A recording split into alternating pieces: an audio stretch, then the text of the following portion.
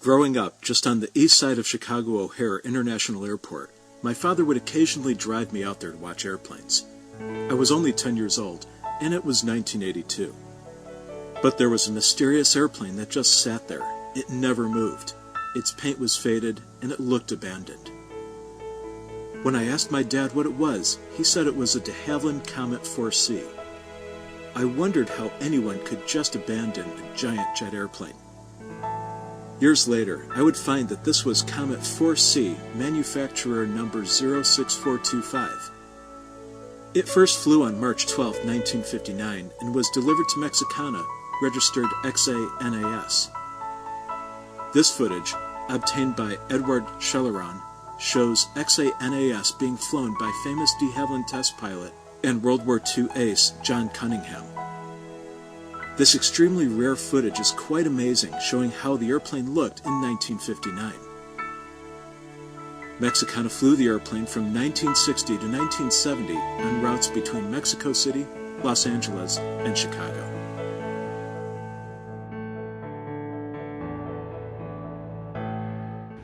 Quickly, this video was sponsored by avtutorials.com. At avtutorials.com, you'll find interactive pilot training titles including Navigation and Advanced Avionics, VOR NDB Simulator, Getting Around on the Ground, our bestseller Mastering Stick and Rudder Flying, Weather Statements, and Airborne Radar. At avtutorials.com, get 40% off with coupon code YouTube. Just enter YouTube at checkout for 40% off. Check it out today. Now back to the video. After being traded to the Boeing Company, it was repainted and purchased by Washington-based Western Air in 1973 and flown to Albuquerque, New Mexico, registered as N999WA. But plans to fly it in Western Air's charter operation did not materialize. By 1976, the unused Comet was sold to Dick Drost, who owned a nudist colony in Indiana. A crew was found, and the airplane was ferried on its final flight from Albuquerque to Chicago O'Hare. But by 1979, bills had gone unpaid, and the city of Chicago towed the abandoned aircraft to the old Air National Guard hardstand off the end of runway 32 right.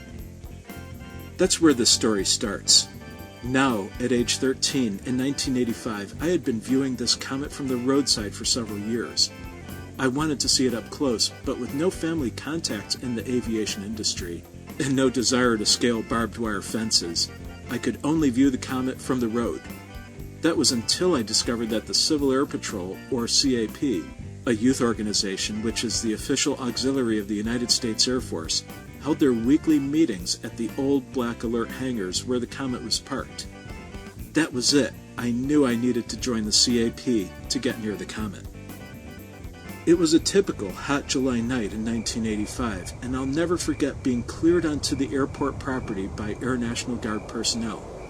My dad driving us on the Air Force roadway, the big black hangars looming in the distance.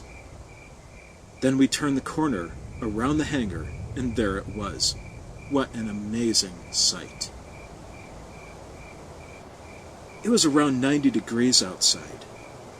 The crickets and cicadas were making their noise. The jets were launching off runway 32 right, just hundreds of feet away. And I could make out such a unique scent of oil, jet fuel, asphalt, and metal as the Comet set in the hot setting sun. The tarmac was broken and cracked, with weeds growing up through them. Bird droppings were all over the airplane. The ship's metal was dulled and pitted, showing streaks of paint that had faded during the previous 9 years of sitting through Chicago's harsh summers and winters. Several emergency hatches had been left open. The landing gear struts were deflated, and the tires were flat.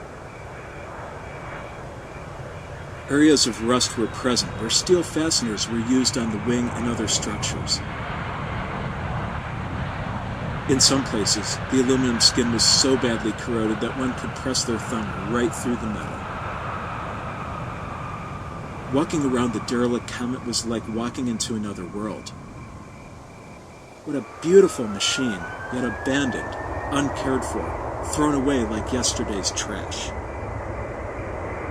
And that was my introduction to the O'Hare Comet. For the next several years, I'd spend every Tuesday at the CAP meetings out there at the old Alert hangars, walking around this big, beautiful, yet dilapidating comet.